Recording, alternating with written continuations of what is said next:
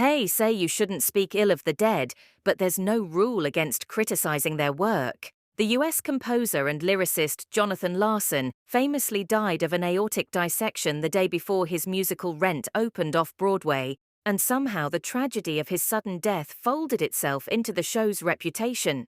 Had he survived, two things might have happened. The musical may not have had such emotional resonance, and Larson's talent might have eventually found a stronger vehicle for its realization.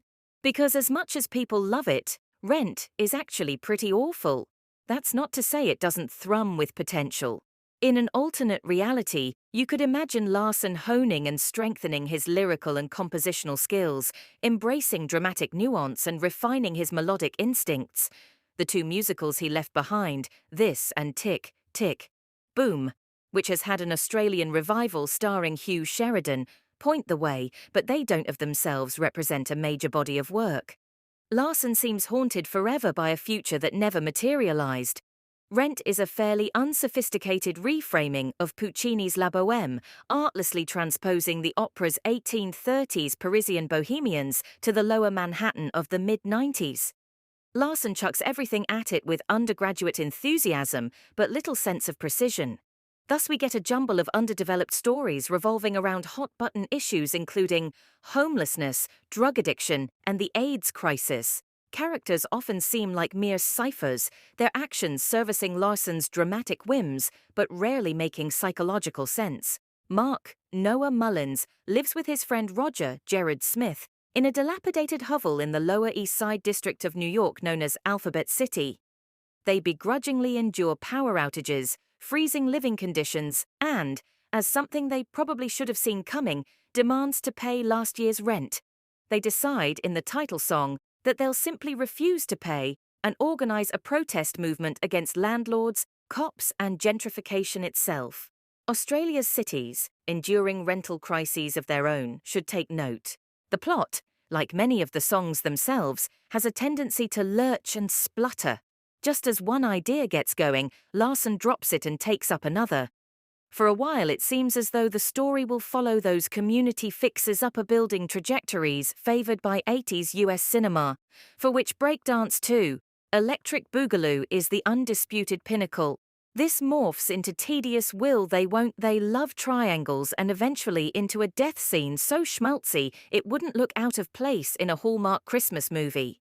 Musical theatre can get away with being daggy and manipulative, but Rent's earnestness often feels like a parody of the form. No wonder it was sent up so mercilessly in Trey Parker and Matt Stone's Team America. World Police. More disturbing is Larson's relationship with tragedy, marginalization, and victimhood. Despite many of the characters in Rent suffering from HIV, it is only the black trans character Angel, played with vibrancy and charm by Carl DeVilla, who dies, a kind of eulogized sacrificial lamb. One small but telling scene has a homeless woman castigating Mark for filming her. It's a remonstration against Larson's tendency to appropriate human suffering for his own self-aggrandizement. But it goes nowhere and is never mentioned again. It reads less like self-admonishment and more like a Freudian slip. The show's director, Sean Rennie, leans into its anarchic energies in a production full of eagerness but little refinement. Performances are unsubtle, and many of the marginal characterizations are hammy and awkward.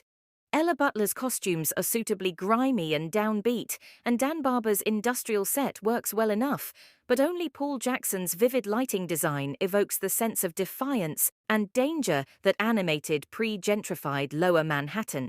Smith brings a powerhouse rock inflection to the miserable Roger, and Mullins starts well as the show's narrator and audience surrogate, even if the role loses its potency in the second act. Nick Offoa is excellent as the lover and philosopher Collins, commanding the stage and creating a genuinely sexy connection with DeVilla's Angel. Martha Burhane throws her whole self into the role of Mimi, although the book asks her to do some stupid things for love. But the other key cast are uneven and largely ineffectual. Rent has a place in the musical theatre canon. Informed by social milieu works like Hair, its Liszt song La Vie Bohème is particularly indebted. It also evokes the rock musicals of Andrew Lloyd Webber, namely Jesus Christ Superstar.